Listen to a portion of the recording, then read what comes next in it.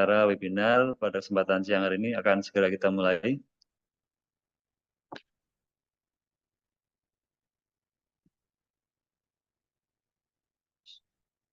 Assalamualaikum warahmatullahi wabarakatuh. Waalaikumsalam warahmatullahi wabarakatuh. Bismillahirrahmanirrahim. Alhamdulillahirrahmanirrahim. Wassalatu wassalamu ala asrofil anbiya'i wal mursalin. Wa ala alihi wa sahbihi ajma'in. Asyhadu an la ilaha illallah wahdahu la syarikalah. Wa asyhadu anna Muhammadan abduhu wa rasuluhu la nabiyya ba'dah.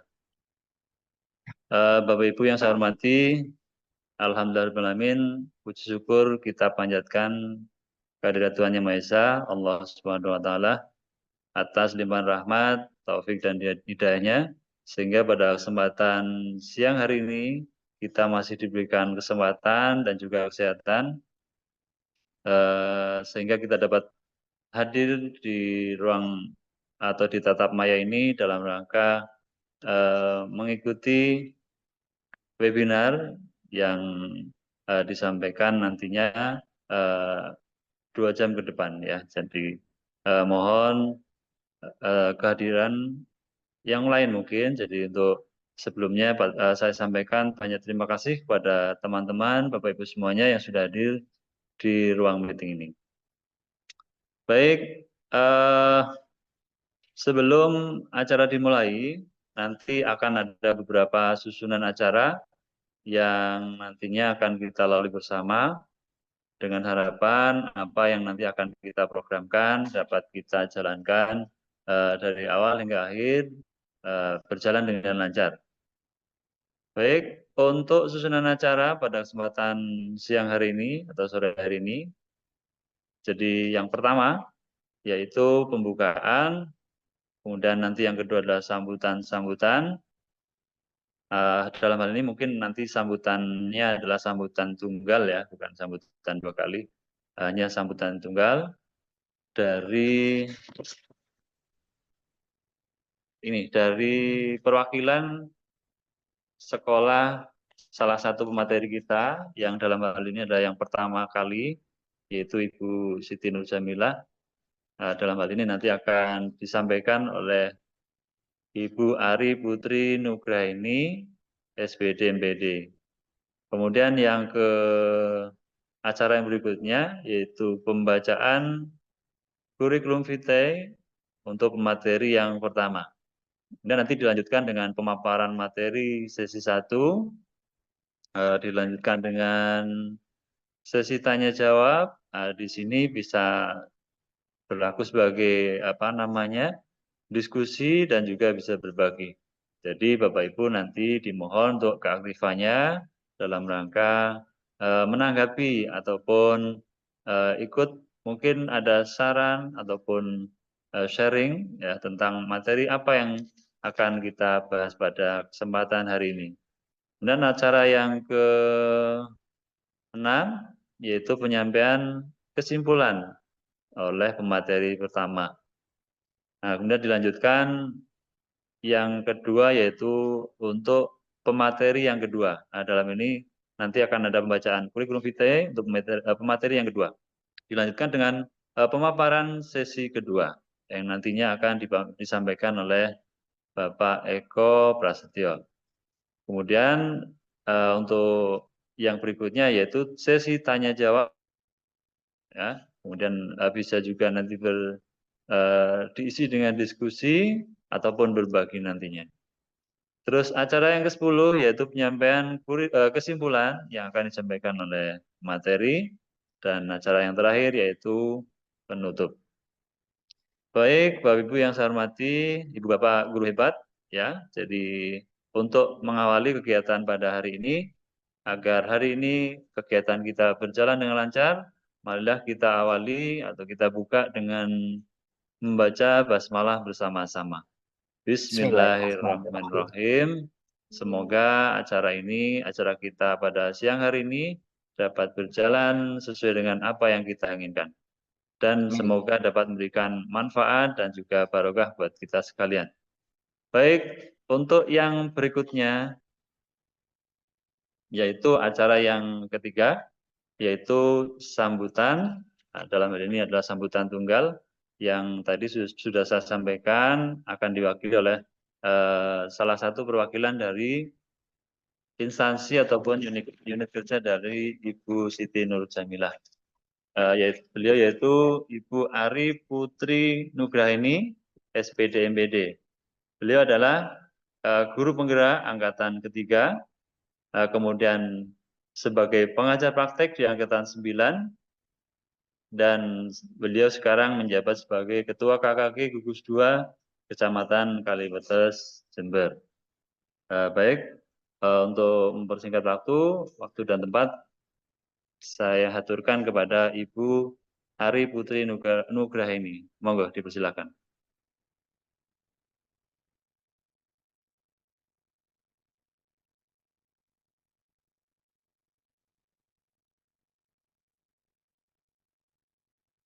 Mic-nya Bu,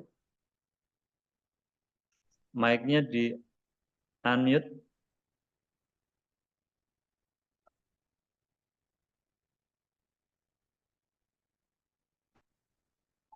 Gambar mic-nya.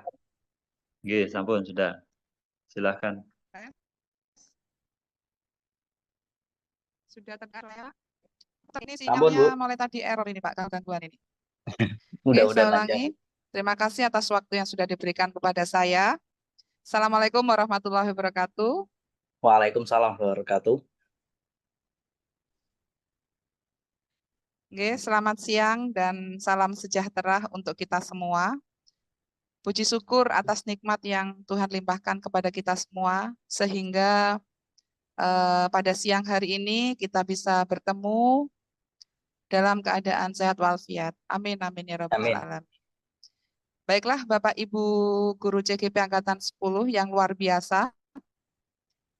Izinkan pertama kali saya ingin memperkenalkan diri terlebih dahulu, meskipun tadi sudah disebutkan sama moderator, sama MC. Perkenalkan, nama saya Ari Putri Nugraini, instansi saya dari UPTD Sadik SDN Keponakan 01. Kebetulan di sini saya alumni guru penggerak dari Angkatan 3 dan juga alumni pengajar praktik di Angkatan 9 yang kemarin baru terselesaikan. Pertama-tama izinkan saya mengucapkan selamat dan sukses atas terpilihnya kepada calon guru penggerak Angkatan 10 untuk mengikuti program pendidikan guru penggerak selama 6 bulan ke depan. Saya yakin semua proses yang sudah Bapak Ibu lalui itu tidaklah mudah, mulai dari menyiapkan dokumen, administrasi, menuangkan pengalaman-pengalaman dalam bentuk IC, sampai simulasi mengajar, bahkan sampai ke tahap terakhir yaitu wawancara. Itu semua perjuangan yang luar biasa yang sudah Bapak Ibu CGP lalui. Baiklah, pada kesempatan hari ini izinkan saya sedikit untuk berbagi pengalaman baik selama saya mengikuti program guru penggerak. Adapun manfaat kita mengikuti program guru penggerak ini yaitu tujuan pendidikannya semakin jelas. Jadi pendidikan apa yang akan kita capai itu ada di program. Di mana saya kemarin tidak hanya belajar untuk pengembangan diri saja, tetapi juga terlibat dalam meningkatkan kualitas pendidikan yang ada di sekolah, serta juga mampu menciptakan pembelajaran yang lebih inklusif lagi, bahkan menjadi inspirasi bagi murid kita semua. Hal itu akan kita dapatkan dan akan kita pelajari melalui program pendidikan guru penggerak ini. Terutama yang nantinya Bapak Ibu akan mempelajari semua apa yang menjadi tugas kita sebagai pemimpin garda terdepan, yaitu melalui program pendidikan guru ini, kita akan mempelajari semua hal itu yang kita kenal dengan LMS ya Bapak Ibu.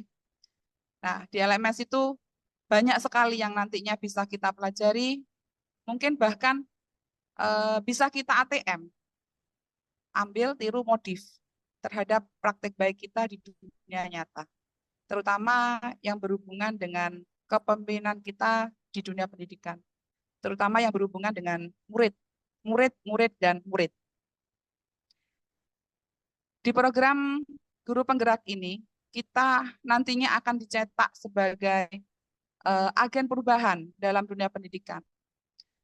Pekerjaan kita itu di bidang pendidikan itu tidak hanya tentang kurikulum, asesmen, maupun teknik-teknik pengajaran lainnya, tetapi di sini tugas kita itu melahirkan masa depan, melahirkan generasi pembaru. Dan keuntungan lagi kita mengikuti PGP ini yaitu nantinya itu mengalami atau mendapatkan pengalaman baru mengenai bimbingan atau mentoring dari pengajar praktik maupun fasilitator yang nantinya akan mendampingi Bapak Ibu CGP. Selain itu, kita mendapatkan kesempatan untuk berbagi praktik baik dengan sesama rekan maupun di luar sekolah kita. Serta nantinya kita itu mendapatkan komunitas belajar baru. Dan yang tak kalah penting yaitu nantinya kita mendapatkan sertifikat. Nah, ini yang ditunggu-tunggu kita, nggih Bapak Ibu, nggih, selama 6 bulan ke depannya nanti. Oke. Untuk mendapatkan sertifikat tersebut, itu tidaklah mudah. Ada sebuah proses yang nantinya Bapak Ibu CGP lampaui. Dan itu semua saya yakin dengan dedikasi tinggi Bapak Ibu CGP karena sudah berada di titik ini. Ini titik puncak kita, nggih, titik puncak Bapak Ibu nantinya bisa menunjukkan, oh seperti ini saya, seperti ini jiwa pendidik saya. Sampai sejauh ini jenengan sudah termasuk sangat luar biasa sekali, sangat hebat sekali. Kebetulan kalau di angkatan 3 saya itu selama 9 bulan, kurang lebih 1 tahun malah Bapak Ibu, saya digembleng. Kalau ini sudah disingkat, dipadatkan, hanya selama 6 bulan sekali. 6 bulan ke depan. Okay. Mudah-mudahan selama 6 bulan Bapak Ibu CGP bisa berkolaborasi, bisa mempunyai rasa semangat yang tinggi, bisa diskusi bersama, karena dilakukan bersama itu akan mudah, akan ringan. Kemudian yang penting teruslah berefleksi. Itu yang penting sekali. Berefleksi dengan apa yang sudah kita lakukan. Dan tentunya sekali menghamba pada anak. Itu yang jangan dilupakan, okay?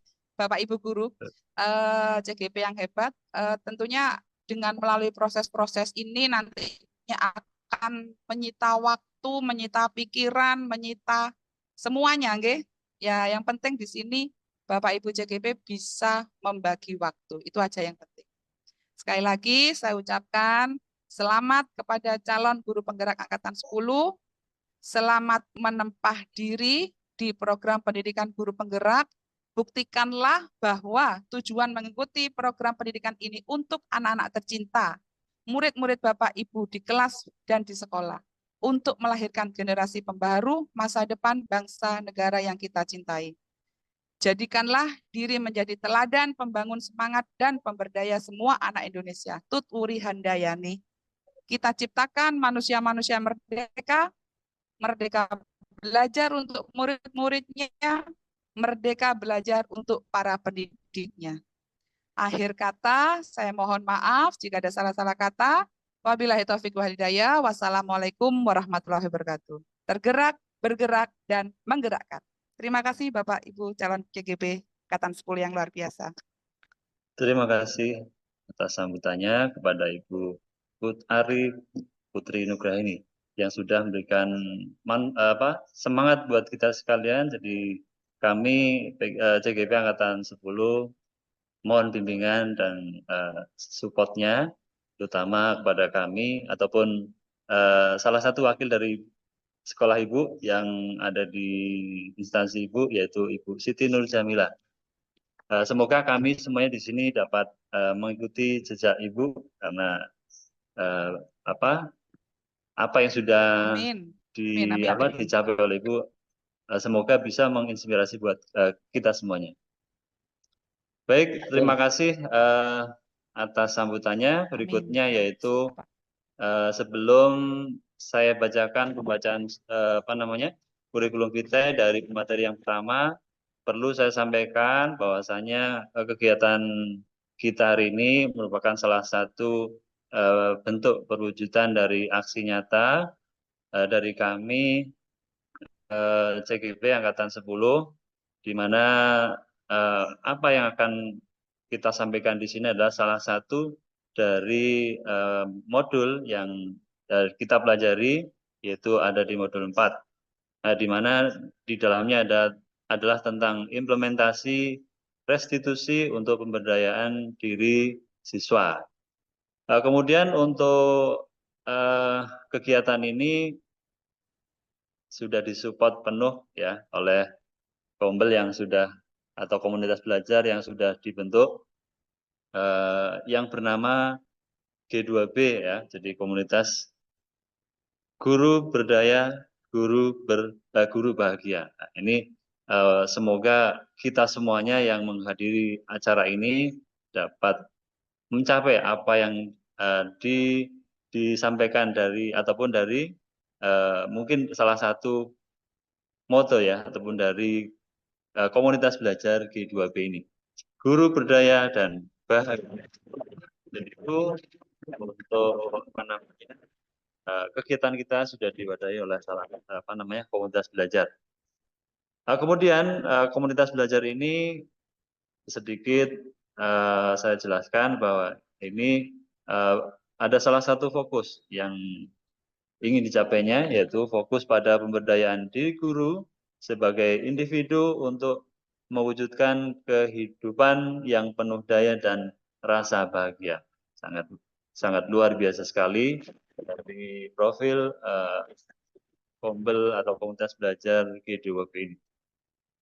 Baik, sebelum saya lanjutkan, untuk agar ada sedikit yang bisa saya sampaikan, boleh saya menyampaikan pantun ya, Bapak Ibu sekalian? Silahkan Pak Tris. Lanjut. Ya, ini biar nanti sikit-sikitnya katanya begitu. Baik, mohon dijawab karena di sini apa namanya ini salah satu ruang kolaborasi untuk kita semuanya, baik yang sedang dalam apa namanya pendidikan guru penggerak atau PGP ataupun Bapak Ibu sekalian yang hadir di ruangan ini. Kita di sini ingin berkolaborasi, ingin mewujudkan apa yang kita dapatkan dari pembelajaran yang ada di PGP ini. Baik, buah semangka, mohon untuk dijawab, cakep gitu aja ya. Nah, baik, saya mulai. Buah semangka, buah kiwi. Cakep. Enak rasanya, tak bikin mual. Cakep.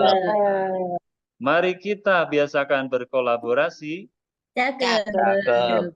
agar karya makin optimal. Keren. Terima kasih. Baik, itu sedikit apa namanya pantun yang semoga bisa membuat pembuka untuk acara kita di siang hari ini.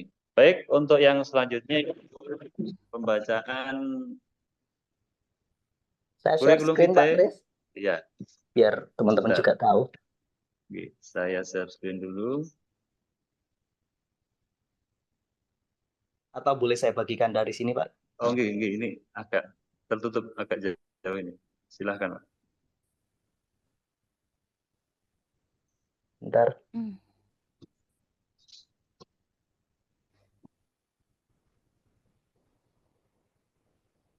Kelihatan Nah, Pak? Kelihatan sudah. Baik. Akan saya bacakan biodata presenter ataupun pemateri yang pertama kali ini. Jadi yang akan menampilkan presentasi pada kesempatan pertama yaitu Ibu Siti Nur Jamilah. Beliau lahir di Lumajang tanggal 12 Januari tahun 1987. Kemudian sekarang beliau bekerja di UPTD Satuan Pendidikan SD Negeri Kebonagung II.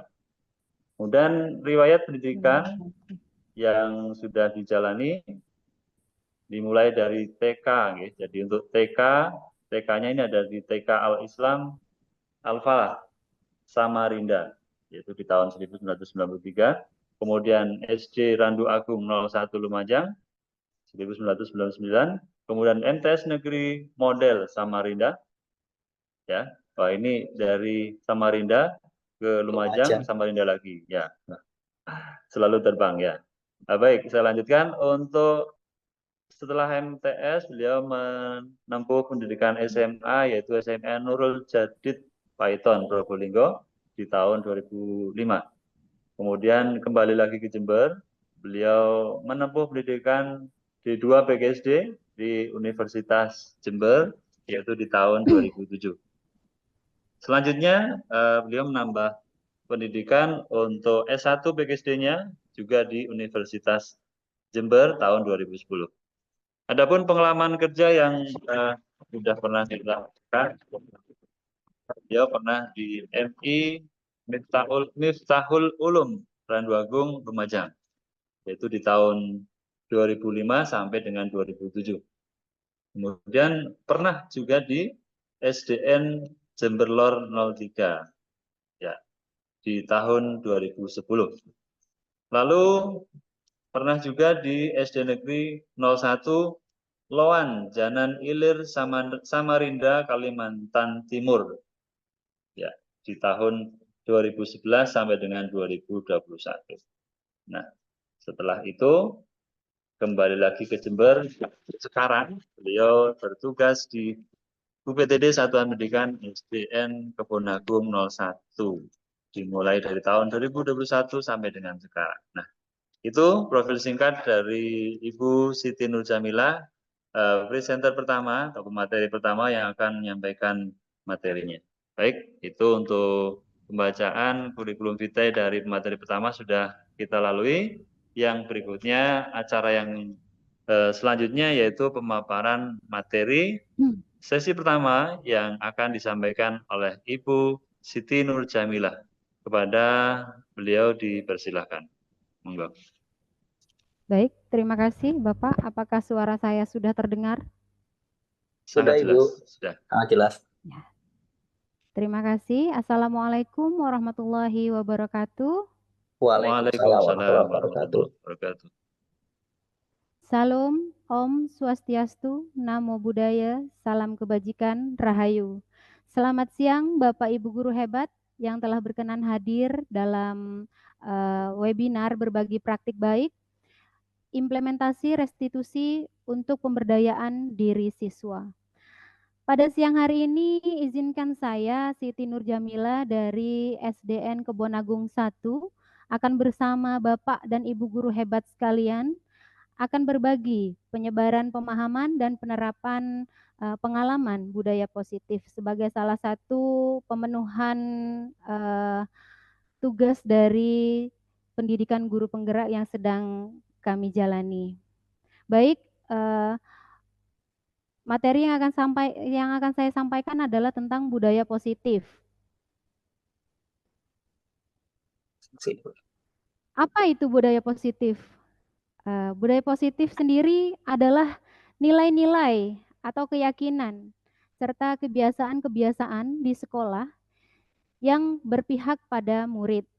Di sini saya akan paparkan konsep inti dari budaya positif itu sendiri. Yang pertama ada perubahan paradigma belajar, kedua disiplin positif, kemudian ada nilai-nilai kebajikan, ada pula kebutuhan dasar manusia, motivasi perilaku manusia, posisi kontrol guru, keyakinan kelas, dan terakhir nanti akan ada segitiga restitusi. Yang pertama adalah pembelajaran dengan paradigma baru. Pembelajaran dengan paradigma baru ini merupakan pembelajaran yang dirancang berdasarkan prinsip pembelajaran berdiferensiasi sehingga para peserta didik dapat belajar sesuai kebutuhan berdasarkan tahap perkembangan sesuai teori psikologi modern untuk mewujudkan profil pelajar Pancasila. Di mana profil pelajar Pancasila ini terdiri dari 1. Beriman dan bertakwa kepada Tuhan Yang Maha Esa dan berakhlak mulia. 2. Berkebinekaan global. 3. Gotong royong. 4. Mandiri. 5. Bernalar kritis. 6. Kreatif. Di mana dari profil pelajar Pancasila ini dapat kita jadikan beberapa aspek. Yang pertama ada dari intrakurikuler, di mana intrakurikuler ini merupakan muatan pelajaran atau kegiatan dan pengalaman belajar. Ada pula ekstrakurikuler, di mana ekstrakurikuler ini merupakan kegiatan untuk mengembangkan minat dan bakat peserta didik. Ada pula proyek penguatan profil pelajar Pancasila dan budaya kerja yang merupakan program lintas disiplin ilmu yang kontekstual dan berbasis pada kebutuhan dunia kerja. Serta yang paling penting adalah budaya sekolah yang merupakan iklim sekolah, kebijakan, pola interaksi dan komunikasi, serta norma yang berlaku di sekolah sesuai dengan standar dunia kerja. Nah, dari pembelajaran dengan paradigma baru ini, lanjut. Ada miskonsepsi tentang teori kontrol. Penyalahartian dari teori kontrol ya, berbeda, persepsi yang berbeda. Di situ ada ilusi guru mengontrol murid. Maksudnya di sini adalah seakan guru itu bisa mengatur semua yang ada di dalam diri murid, seperti memaksa dan merasa berhak atas murid tersebut. Ada pula ilusi bahwa semua penguatan positif efektif dan bermanfaat, di mana penguatan positif atau bujukan itu adalah bentuk dari sebuah kontrol. Kemudian ada ilusi bahwa kritik dan membuat rasa bersalah mampu menguatkan karakter. Justru sebaliknya, bahwasanya kritik itu terkadang dapat membunuh karakter. Sebagai contoh, saat ada seorang siswa yang mempunyai tulisan jelek, kita sebagai guru mengkritik. Bisa jadi keesokan harinya siswa tersebut tidak akan mau menulis lagi. Nah, jadi bahwasanya kritik itu bisa juga menjadi pembunuh karakter. Kemudian ada ilusi bahwa orang dewasa berhak memaksa. Pada dasarnya, orang dewasa akan selalu merasa bahwa mereka memiliki hak sepenuhnya terhadap anak-anak, sehingga akan memudahkan untuk memaksakan kehendak mereka kepada anak-anak yang pada dasarnya ini merupakan sebuah kesalahan. Jadi anak-anak itu sebetulnya tidak dapat dipaksa, mereka berdiri sendiri atas kemauan mereka sendiri. Lanjut. Kemudian merubah paradigma stimulus respon ke pendekatan teori kontrol. Di sini ada beberapa stimulus respon yang harusnya dirubah menuju ke teori kontrol. Yang pertama, realitas kebutuhan kita sama. Di mana teori kontrolnya akan menjadi realitas kebutuhan kita itu berbeda. Jadi memang pada dasarnya kebutuhan kita itu kan berbeda setiap individu. Kemudian ada semua orang melihat hal yang sama pada stimulus respon. Dan seharusnya pada teori kontrol itu setiap orang memiliki gambaran yang berbeda. Kemudian ada perilaku buruk dilihat sebagai kesalahan. Dan pada dasarnya, pada hakikatnya, pada teori kontrol, semua perilaku itu pasti memiliki tujuan. Baik itu negatif ataupun positif. Kemudian ada orang lain bisa mengontrol saya. Namun pada teori kontrol, hanya Anda yang bisa mengontrol diri Anda. Kemudian ada saya bisa mengontrol orang lain. Pada teori kontrol, Anda tidak bisa mengontrol orang lain. Dan yang terakhir adalah model berpikir menang kalah. Namun sejatinya pada teori kontrol kita harusnya mempunyai model berpikir menang-menang atau win-win solution. Kemudian apa itu disiplin positif? Lanjut, Pak. Ini? Disiplin positif itu berasal dari kata disiplin, di mana disiplin ini juga berasal dari sebuah kata yaitu disiplina yang artinya belajar. Disiplin mengacu pada disiplin diri yang memiliki tanggung jawab terhadap apa yang dilakukannya berdasarkan nilai-nilai yang diyakini. Jadi, disiplin positif itu merupakan salah satu cara penerapan disiplin yang bertujuan untuk menumbuhkan kesadaran serta memberdayakan peserta didik tanpa imbalan penghargaan atau reward, ancaman, bahkan hukuman. Tujuan kita sebagai pendidik adalah menciptakan peserta didik yang memiliki disiplin diri sehingga mereka berperilaku mengacu kepada nilai-nilai kebajikan universal dan memiliki motivasi intrinsik dalam perubahan perilaku ke arah yang lebih baik. Kemudian ada nilai-nilai kebajikan. Lanjut, Pak, slide-nya terhenti. Sebentar. Oke. Jadi nilai-nilai kebajikan ini merupakan nilai yang disepakati bersama, lepas dari suku bangsa, agama, bahasa, maupun latar belakangnya. Sebagai contoh nilai kebajikan institusi atau organisasi, yang pertama di sini saya contohkan adalah nilai guru penggerak, di mana ada berpihak pada murid, mandiri, kolaboratif, reflektif, dan inovatif. Ada pula nilai kebajikan dari profil pelajar Pancasila, yang berisi beriman bertakwa kepada Tuhan Yang Maha Esa dan berakhlak mulia, berkebinekaan global, bergotong royong, kreatif, bernalar kritis, dan mandiri. Dan biasa yang ada di sekolah ataupun di dalam kelas, ada di sini saya contohkan 5S, atau bahkan ada sekolah-sekolah yang sudah mengembangkan menjadi 10S, tapi di sini saya contohkan 5S, yaitu salam, senyum, sapa, sopan, dan santun. Nah, selain dari disiplin positif, ada pula kebutuhan dasar manusia, di mana kita ketahui bersama bahwa kebutuhan dasar manusia itu adalah segala sesuatu yang kita lakukan untuk mendapatkan apa yang kita inginkan. Seluruh tindakan yang kita lakukan memiliki tujuan tertentu, dan semua usaha terbaik yang kita lakukan adalah dalam rangka agar kebutuhan dasar kita terpenuhi dengan baik. Ada 5 kebutuhan dasar manusia yang kita ketahui. Yang pertama adalah bertahan hidup.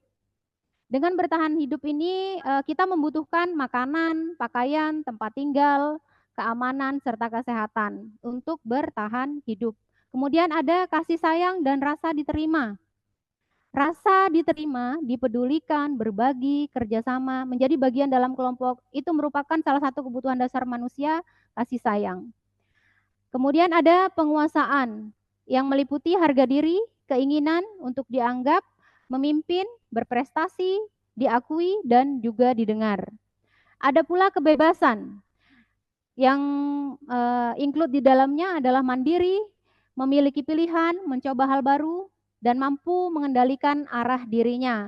Dan yang terakhir adalah kesenangan, kebutuhan dasar manusia yang paling dibutuhkan itu sebetulnya adalah kesenangan, ya, kebahagiaan yang berisi biasanya pada diri anak itu bermain, humor, antusiasme, dan tertawa. Kemudian ada motivasi perilaku manusia. Motivasi perilaku manusia ini terdiri dari 2 jenis. Yang pertama adalah motivasi ekstrinsik dan yang kedua adalah motivasi intrinsik, di mana motivasi ekstrinsik ini atau biasa ada yang menyebutnya dengan motivasi eksternal, ketika seseorang berusaha untuk menghindari ketidaknyamanan atau hukuman. Juga berlaku ketika seseorang berkeinginan untuk mendapatkan imbalan atau penghargaan dari orang lain. Sedangkan untuk motivasi intrinsik muncul dari diri sendiri tanpa pengaruh dari luar, yaitu untuk menjadi orang yang mereka inginkan dan menghargai diri sendiri dengan nilai-nilai yang mereka percaya. Di sini ada 3 kata, lanjut Pak. 3 kata yang mungkin memiliki arti, terkesan memiliki arti yang sama namun perlakuan yang berbeda. Yang pertama adalah hukuman. Dari hukuman ini biasanya tidak terencana atau tiba-tiba, dan juga murid tidak tahu apa yang akan terjadi atau tidak dilibatkan. Bersifat satu arah dan berupa hukuman fisik maupun psikis. Sedangkan konsekuensi itu biasanya terencana atau disepakati sesuai peraturan. Dan kali ini murid tetap dibuat tidak nyaman. Sikap guru selalu memonitor murid. Sedangkan restitusi merupakan proses menciptakan kondisi bagi murid untuk memperbaiki kesalahan dan juga proses kolaboratif yang mengajarkan murid untuk mencari solusinya sendiri. Kemudian ada 5 posisi kontrol guru. 5 posisi kontrol guru ini, yang pertama adalah penghukum. Seorang penghukum biasanya menggunakan hukuman fisik maupun verbal. Ini yang banyak kita lakukan, yang tidak disadari. Terkadang kita menghukum siswa itu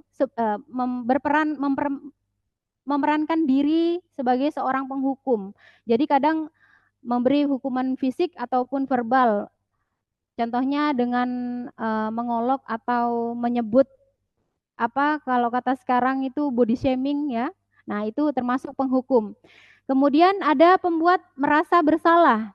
Pada posisi ini biasanya guru akan bersuara lebih lembut dan akan menggunakan keheningan yang membuat orang lain merasa tidak nyaman, bersalah, atau rendah diri. Kemudian ada posisi sebagai teman. Guru pada posisi ini tidak akan menyakiti murid, namun akan tetap berupaya mengontrol murid melalui persuasi. Posisi teman pada guru dapat bersifat negatif maupun positif. Hal positifnya akan terjalin keakraban antara guru dan murid. Namun negatifnya, bila suatu saat guru tersebut tidak membantu, maka murid akan merasa kecewa. Dan negatifnya lagi, bila kita terlalu memposisikan diri sebagai teman pada murid, murid akan bertindak semaunya atau bahkan jadi menjadi minim adab.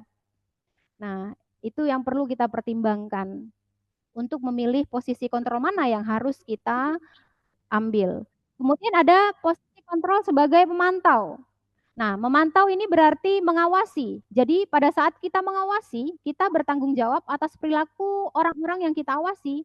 Dengan menggunakan sanksi atau konsekuensi, kita dapat memisahkan hubungan pribadi kita dengan murid sebagai seorang yang menjalankan posisi pemantau. Biasanya posisi pemantau ini berasal dari teori stimulus respon yang menunjukkan tanggung jawab guru dalam mengontrol murid. Dan yang terakhir dan merupakan posisi tertinggi yaitu posisi sebagai manajer. Manajer adalah posisi di mana guru berbuat sesuatu bersama dengan murid, mempersilahkan murid mempertanggungjawabkan perilakunya, mendukung murid agar dapat menemukan solusi atas permasalahannya sendiri. Namun, bila kita menginginkan murid-murid kita menjadi manusia yang merdeka, mandiri, dan bertanggung jawab, maka kita perlu mengacu pada restitusi yang dapat menjadikan murid kita seorang manajer bagi dirinya sendiri. Di sini ada contoh penerapan 5 posisi kontrol guru yang saya tampilkan yang biasa terjadi di sekolah, khususnya di sekolah SD. Kasusnya adalah siswa tidak memakai atribut lengkap saat upacara bendera. Ini sering terjadi pada anak didik kita.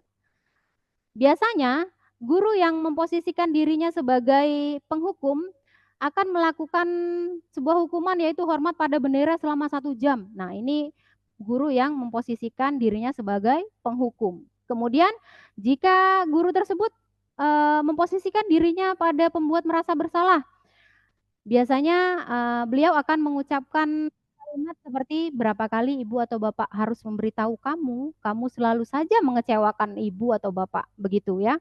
Kemudian bila dia memposisikan dirinya sebagai teman, biasanya mengucapkan kalimat sederhana sesama teman, ayo dong ikuti aturan sekolah, tolong bantu bapak ibu ya sekali ini. Ya sudah, tidak apa-apa, lain kali jangan berbuat seperti ini lagi ya. Jadi lebih berbahasa seperti teman mereka.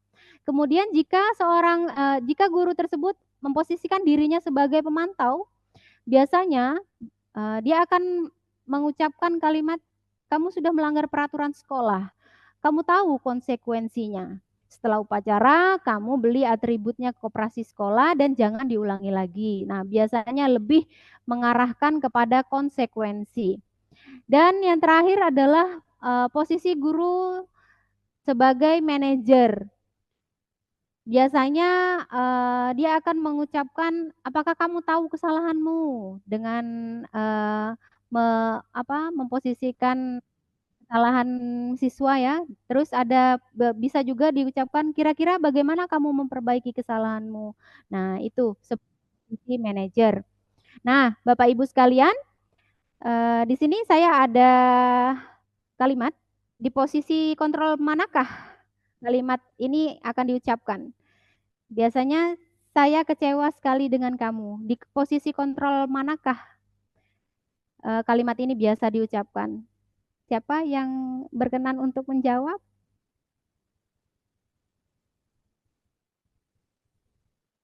Saya, Bu. Baik, silakan. Pak Ahmad Saifuddin Zuhri, silakan. Sebagai kontrol pembuat rasa bersalah. Oke. Dari kata apa, Pak? Bapak bisa menyimpulkan itu sebagai pembuat merasa bersalah? Jadi pada dasarnya kita itu pada anak seakan-akan ingin merayu, rasanya merayu pada anak. Sebenarnya membuat anak itu merasa dirinya sendiri bersalah dengan kondisi yang sudah dialami. Begitu. Baik, baik. Terima kasih Pak. Jawaban yang sangat luar biasa. Memang benar. Kata kuncinya adalah kekecewaan ya. Jika diungkapkan kalimat saya kecewa sekali dengan kamu, itu merupakan pembuat merasa bersalah sehingga menimbulkan rasa bersalah bagi murid. Lanjut, ada satu kalimat lagi, posisi kontrol apakah aku?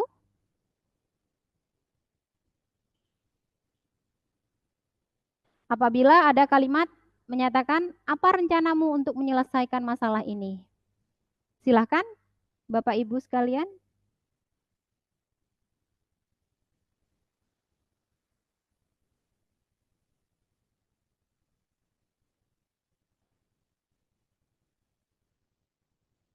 Baik, karena tidak ada yang menjawab, akan saya lanjutkan.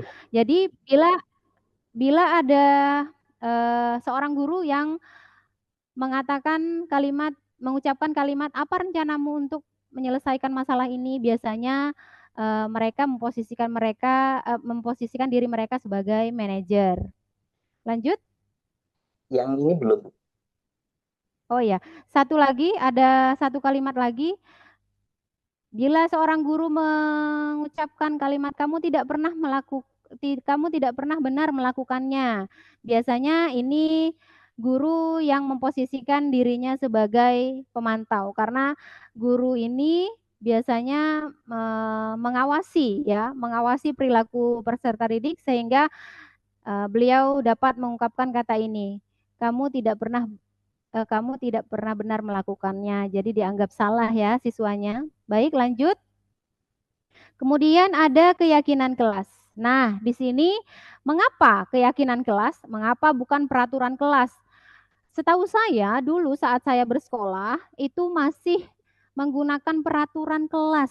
Namun saat kita sudah belajar tentang pembaharuan, tentang pentingnya pendidikan pada anak itu ternyata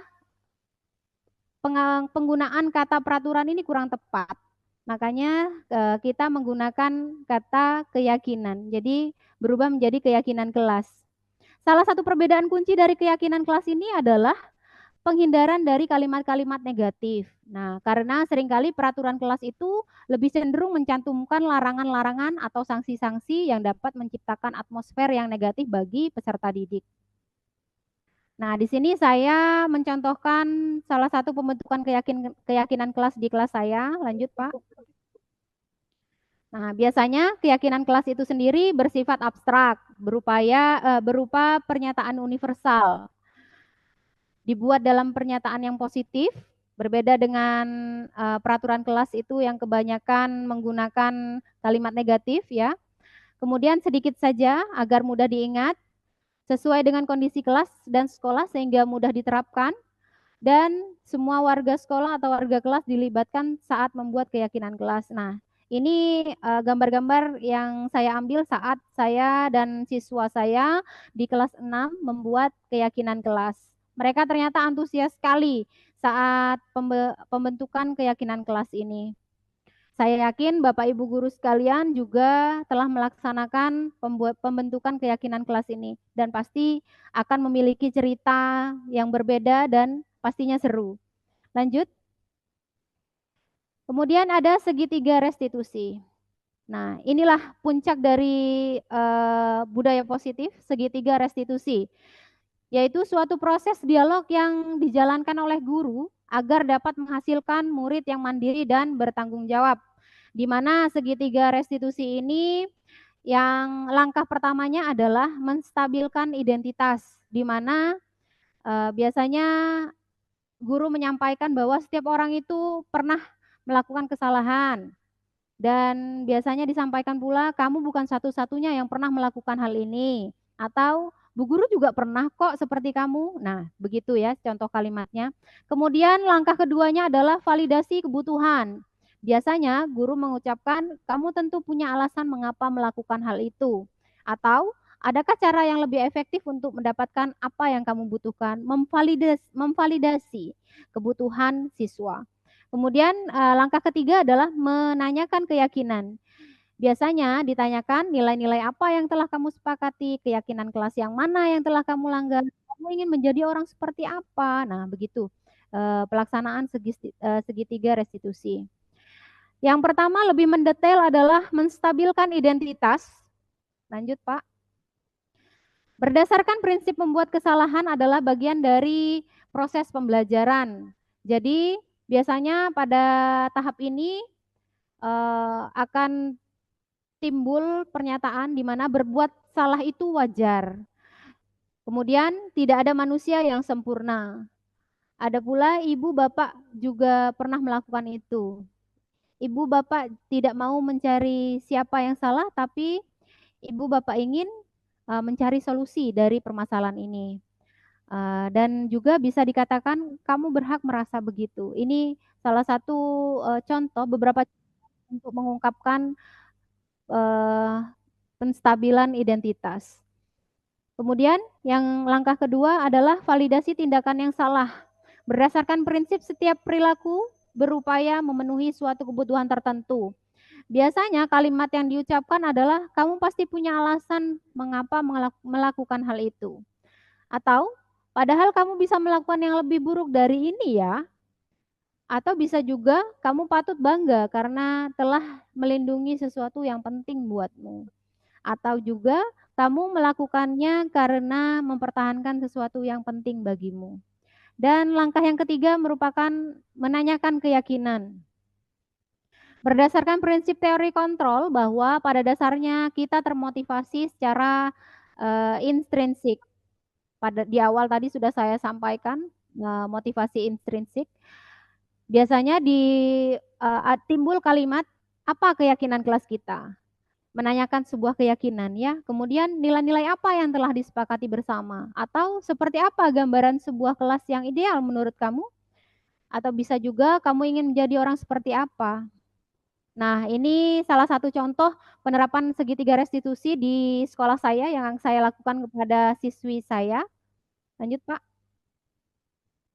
Sebagai contoh.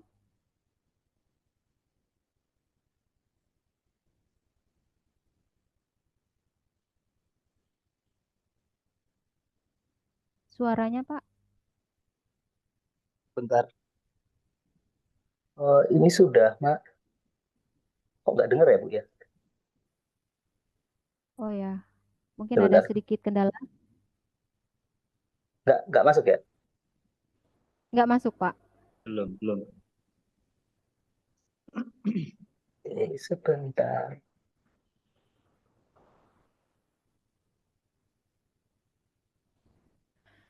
Baik, mungkin ada sedikit kendala dengan videonya. Kita maklumi karena kita memang dalam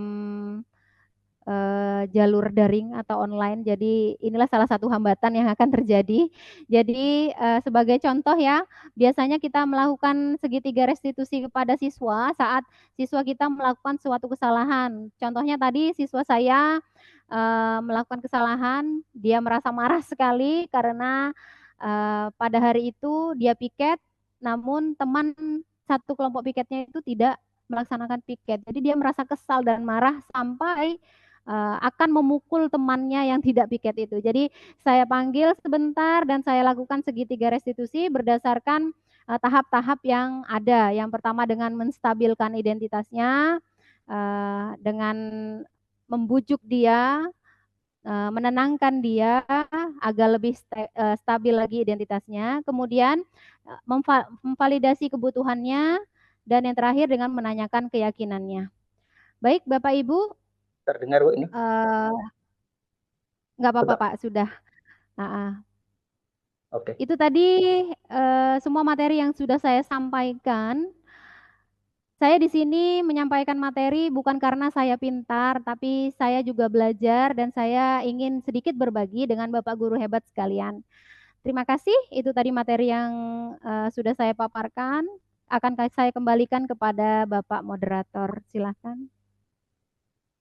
Baik, terima kasih kepada Ibu Siti Nur Jamilah yang sudah memaparkan begitu panjang lebar untuk materi kali ini. Baik, untuk sesi berikutnya yaitu sesi tanya jawab. Di sini bisa juga mungkin sharing atau berbagi apa yang mungkin pernah dilakukan ataupun pernah dialami Bapak Ibu semuanya di sekolah masing-masing. Mungkin di sini bisa kita mencari solusinya secara bersama-sama. Untuk pertanyaan ataupun penanya bisa saya batasi 2 penanya saja, atau mungkin yang mau sharing juga silakan kami batasi 2 juga. Monggo kepada Bapak Ibu sekalian yang ingin bertanya silakan. Ya, Pak. Oh Pak Ahmad Saifuddin, silakan. Pada dasarnya dengan Assalamualaikum warahmatullahi wabarakatuh. Terima kasih atas Waalaikumsalam warahmatullahi wabarakatuh. Pada kali ini saya akan bertanya terkait dengan masalah restitusi. Jadi penyelesaian masalah yang melibatkan pada anak agar mendapatkan kesadaran sendiri, ya, sehingga mengakui kesalahan yang telah diperbuat untuk menjadi lebih baik lagi. Nah, apakah artinya yang di sini yang lebih diprioritaskan adalah pada teori kontrol, pemantau, dan manajer. Nah, pertanyaan saya, apakah mungkin nantinya untuk teori-teori kontrol yang lain itu masih dipakai? Artinya masih terintegrasi dengan masing-masing teori yang 5 teori kontrol yang sudah dijelaskan. Terima kasih. Baik, terima kasih atas pertanyaannya Bapak Udin. Untuk kepada Ibu Nur Jamilah, silakan langsung ditanggapi saja, silakan. Baik, terima kasih. Pertanyaan yang sangat bagus sekali, Bapak Udin. Jadi untuk penerapan segitiga restitusi, memang sejatinya yang diposisikan oleh guru adalah sebagai pemantau dan manajer. Namun, tidak menutup kemungkinan pada sela-sela pelaksanaan segitiga restitusi itu, kita juga bisa memposisikan diri sebagai pembuat merasa bersalah ataupun bahkan sebagai teman. Tapi menurut saya jika sebagai penghukum itu kurang tepat dilakukan ya Pak. Contohnya sebagai pembuat rasa bersalah, biasanya kita dengan menstabilkan kondisi siswa, kita bisa berbicara dengan lirih sehingga siswa dapat mengungkapkan kesalahannya, bisa merasakan apa yang salah dalam dirinya. Begitu Pak. Kemudian sebagai teman, bisa juga dilakukan sebagai posisi kontrol sebagai teman. Karena di saat kita melakukan segitiga restitusi, jika kita selalu memposisikan kita sebagai guru dan siswa, itu terkadang siswa akan lebih sulit untuk mengungkapkan apa yang salah pada dirinya. Begitu Bapak Udin, terima kasih. Bagaimana untuk Bapak Udin? Sudah dijawab oleh Bu Mila. Apakah masih ada yang perlu dipertanyakan lagi? Sampun, sudah. Sudah, nggih. Baik, terima kasih pada Bu Mila yang sudah menjawab pertanyaan dengan jelas. Untuk sesi berikutnya, monggo pada penanya yang kedua, dipersilakan. Atau mungkin mau berbagi pengalaman apa yang pernah dilakukan atau dialami di sekolah masing-masing, kita tampilkan di sini. Semoga ada solusi ataupun jalan keluar untuk menghadapi permasalahan yang ada. Monggo silakan.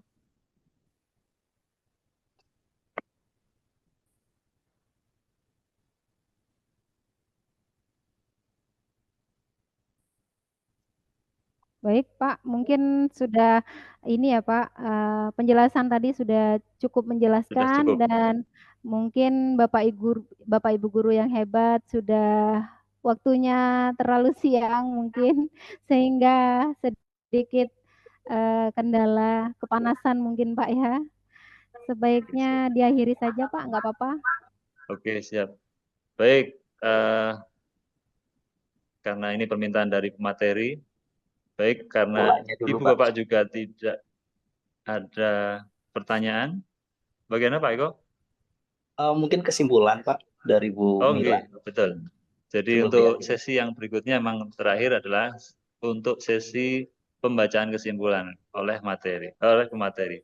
Monggo Bu Mila silakan disimpulkan apa yang sudah dipaparkan tadi dan juga berdasarkan pertanyaan yang sudah disampaikan oleh Pak Udin tadi. Monggo silakan. Intinya saja. Baik, untuk kesimpulannya adalah dalam penerapan program disiplin positif ini, hendaknya seorang guru memiliki standar kepribadian, profesional, dan sosial yang baik, di mana guru mampu merefleksikan dirinya dalam posisi kontrol saat ini. Bagaimana perjalanan dirinya sebagai among atau manajer yang menuntun murid-muridnya menjadi insan yang mandiri, merdeka, dan bertanggung jawab. Terima kasih, Bapak Ibu guru yang hebat. Sekian dari saya. Assalamualaikum warahmatullahi wabarakatuh. Waalaikumsalam warahmatullahi wabarakatuh. warahmatullahi wabarakatuh. Baik, terima kasih Bu Mila yang sudah menyampaikan pemaparan materinya pada sesi pertama ini. Semoga apa yang sudah disampaikan dapat memberikan inspirasi bagi kita sekalian, dapat memberikan pemahaman, ataupun mungkin sebagai salah satu referensi ketika kita sedang menghadapi permasalahan di kelas kita ataupun di sekolah kita masing-masing. Atas perhatiannya, atas materi yang sudah disampaikan, saya sampaikan terima kasih yang sebesar-besarnya. Baik, untuk pemateri pertama sudah menyampaikan materinya, maka tibalah untuk pemateri. Karin, tahu nggak kenapa Bu Mila manggil Karin ke sini? Maaf Bu, saya tadi mengobrol sama teman saat upacara bendera. Oke, nggak apa-apa sih.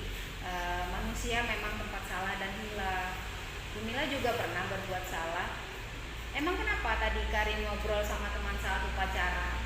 Saya mengerti Bu, karena semalam saya tidur larut malam karena asyik menonton film di HP. Jadi untuk menghilangkan rasa ngantuk, saya mengobrol sama teman.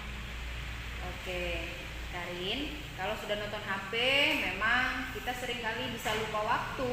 Namun, Karin juga harus ingat, sebagai seorang pelajar tidak boleh tidur larut malam agar saat di sekolah keesokan harinya Karin tidak mengantuk. Nah, dari perbuatan Karin tadi, kira-kira keyakinan kelas mana yang telah Karin langgar? Saya telah melanggar kedisiplinan Bu. Jadi, apa yang harus Karin lakukan setelah ini?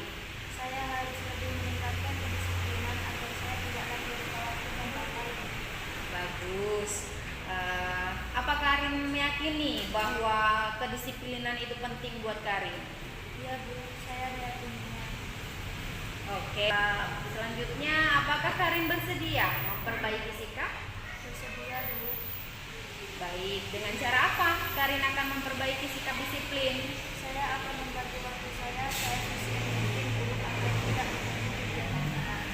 Nah, seandainya nanti Karin kembali lalai, apa akan ada orang lain yang memperingatkan Karin? Ada Bu, ibu saya. Oke, jadi mulai kapan kira-kira Karin akan bersikap disiplin? Mulai sekarang Bu. Baik, Karin, Ibu rasa cukup. Karin boleh kembali beristirahat dulu di luar kelas. Terima kasih Bu. Si Faus tahu apa alasan Bu Mila memanggil si Faus? Tahu Bu, saya tadi pagi emosi dan sangat kesal sama Zahra. Oke, bagus kalau si Faus paham. Emosi dan amarah memang dapat timbul kapan saja dan di mana saja. Bu Mila juga pernah kok kesal dan emosi. Jadi kenapa si Faus sampai emosi dan kesal? Itu Bu, Zahra tadi nyuruh saya piket sendirian. Padahal Zahra piketnya juga hari Senin Bu. Kok si Faus emosi? Iya Bu, tadi saya hampir saja memukul Zahra pakai sapu. Karena Zahra menyuruh saya menyelesaikan tugas piket sendirian. Dan Zahra tidak melaksanakan tugas piket. Oh, jadi gitu ceritanya. Baik si Faus, menurut si Faus nih, keyakinan kelas yang mana yang telah si Faus langgar?